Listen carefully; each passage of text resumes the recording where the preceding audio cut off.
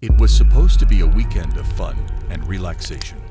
5 friends, Emily, Mark, Sarah, Jake, and Lisa, decided to escape the city and go camping in the remote woods of Blackwater Forest. They arrived on a crisp Friday evening, set up their tents, and gathered around a roaring campfire. The air was filled with the scent of pine and the crackling of burning logs. The friends laughed, told stories, and roasted marshmallows, unaware of the terror. As the night grew darker, the forest around them seemed to close in. Emily, the group's de facto leader, suggested they turn in for the night.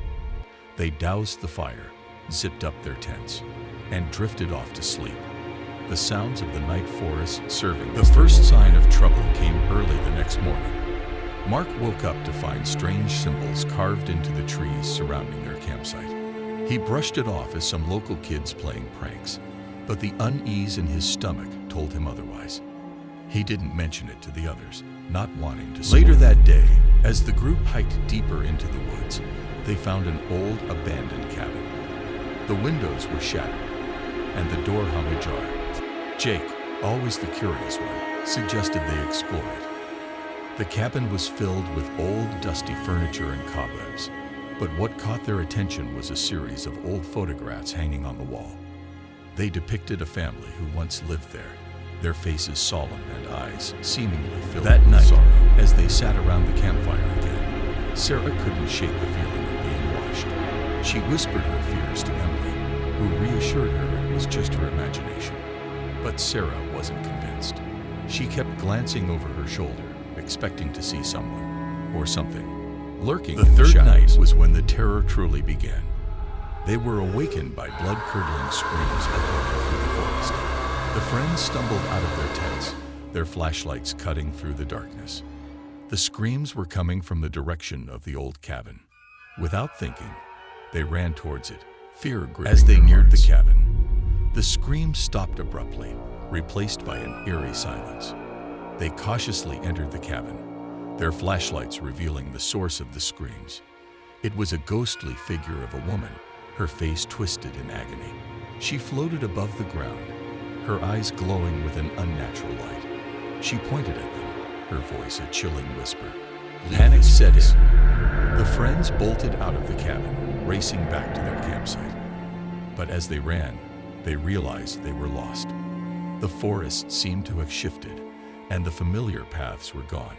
The ghostly figure's warning echoed in their minds, driving them to desperation. As dawn broke, they finally found their way back to the campsite, exhausted and terrified. They packed up their gear and vowed never to return.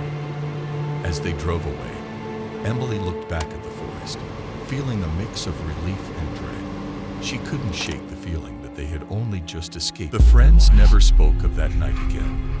They each dealt with the trauma in their own way, but the memory of the ghostly figure haunted them all. They couldn't forget the sorrowful eyes in the photographs, or the ghost's chill. Years later, Emily found herself drawn back to Blackwater Forest.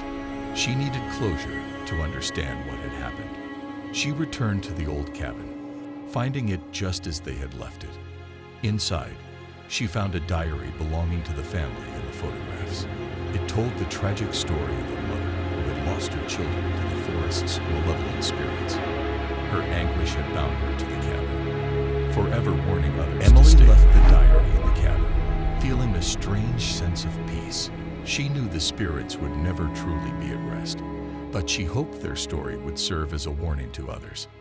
As she walked away, she glanced back one last time, swearing she saw the ghostly figure watching her, a look of gratitude in her soul. The friends' experience in Blackwater Forest became a local legend, a tale told around campfires to scare others into staying away.